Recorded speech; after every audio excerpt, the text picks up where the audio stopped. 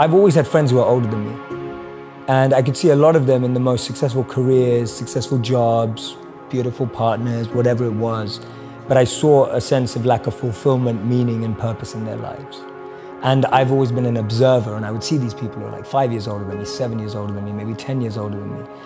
And I'd be watching them and go, is that the life I want? And often the advice I give to people today is fast forward where you are, look at yourself in 10, 15, 20 years time, and ask yourself the question, is that where I want to be? If you're in a company, look at the person who's 20 years ahead of you and ask yourself, is that where I want to be? If you're in a startup, look at where other startups have got to in similar roles and go, is that where I want to be? And if the answer is no, then you need to find a new path.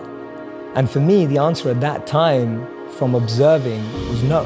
The path that my parents or society or the university I went to or the community I had that was carving out for me, it didn't feel like the path for me. So I was almost seeking an alternative or a new path.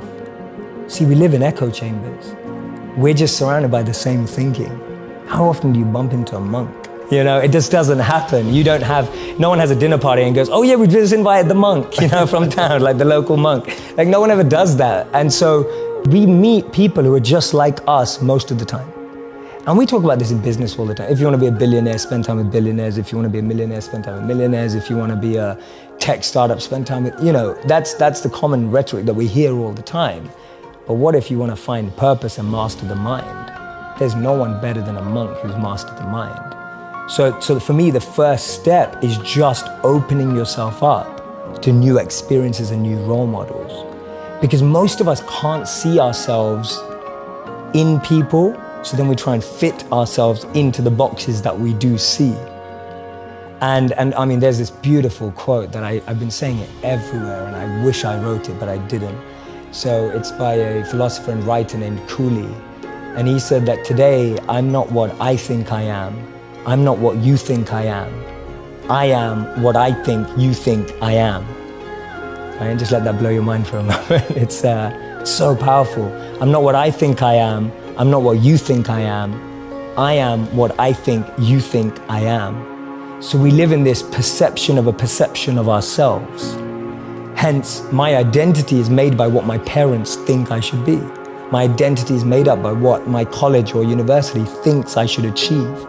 While you're living in that bubble and that echo chamber, getting to what you really want to do is impossible because maybe that just doesn't fit. And I think so many people feel that way today, that they don't fit into the current education system. They don't fit with the 3 or 4 or 5 careers that you're taught exist.